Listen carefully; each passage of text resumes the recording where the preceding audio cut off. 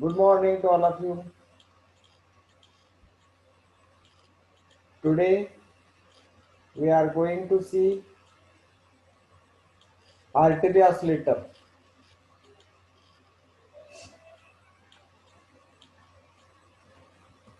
See the construction of artery oscillator. See here. In this case also common emitter, NPN, transistor, amplifier is used. As usual, radio frequency choke, that means RFC, resistances R1, R2, RE, where RE is the resistance of emitter terminal, provides DC bias to the transistor. Coupling capacitor between output and input, that is C1 and C2, are connected as shown in the above figure.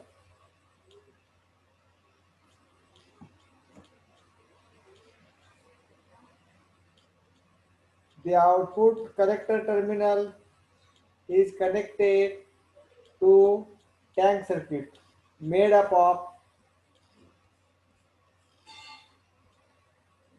inductor L, which is divided into two parts from the center tap. L1 is on the below side, L2 is on the upper side. Capacitor C connected parallel, and the output is taken through secondary of the inductor VO as shown in the above figure.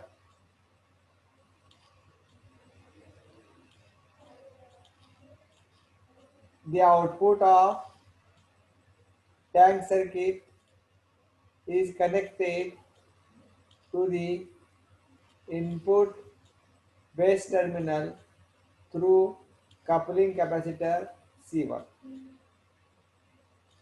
What it does? What is the use of coupling capacitor C1? It blocks DC and allow only AC to pass to the input base terminal. Understand? Okay. Then another capacitor C2 is connected between output collector and input of tank circuit. What it does? C2 is also blocks DC and allow only AC to pass to the tank circuit. This is the construction. As usual, what we are discussed in the uh, crystal oscillator, Colpitts oscillator, and now that is repetition here is also in the case of Hartley oscillator. Scientists Hartley discovered or constructed this circuit. Therefore, from the name of this scientist, name is given Hartley oscillator. Suppose students from your side, by thinking out of box, you constructed a suppose a one circuit, and this is discovery may be new, then your name will be attached. Let us suppose name is given Kausik oscillator. Tejaswini oscillator, Nilo oscillator, like that. But for that, you have to do very hard work. There are four oscillators. Number one, phase shift. Number two, Colpitts. Number three, crystal. And number four now, what? Hartley. Except one oscillator, that is phase shift oscillator. There is similarity between Colpitts, crystal, and Hartley. What are that similarity? See here. Radio frequency choke to the collector terminal. R1, R2, RE, radio frequency choke RFC plus VCC provides DC bias to the transistor. What do you mean of that? To go to the active state of the transistor, that is given by plus VCC. This is similar to your tube in the your home, because there is a problem in electricity. The your tube used is not lightning. It is go from up to on top by number of times. That means minimum voltage required. Therefore, that tube is not supplied by the MSCB. That's why that thing is happening. Similarly, any instrument to remain in the active state, minimum something is given, that is given by plus VCC, R1, R2, RE, and RFC. So that transistor, NPN transistor used here, goes in the active state, that is the middle part of the DC load line, that is it is at the Q point of the DC load line. Okay, this is the similarities between three oscillators: Colpitts, crystal, and Hartley. What is the difference between Colpitts, crystal, and Hartley? In the place of inductor in the tank circuit, it is replaced by crystal in the crystal oscillator. In the place of crystal in the crystal oscillator, crystal is replaced by inductor L, primary and secondary of the transformer, as shown in the above figure. All other working is of the tank circuit is same. Now we are going to see the working of the tank circuit.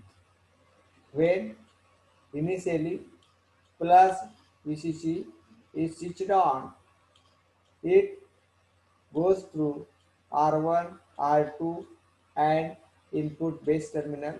Finally, it goes to collector C.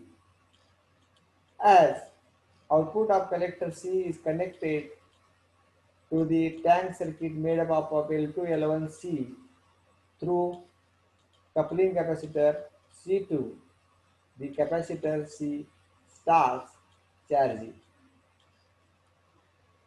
When capacitor is fully charged, it starts discharging through inductor L1, L2. That is, electrostatic energy is converted into magnetic energy. When capacitor C is discharged, all the discharge through inductor L, then what happens? The magnetic field across the inductor L remains in early balance state, and that is magnetic lines of force collapse.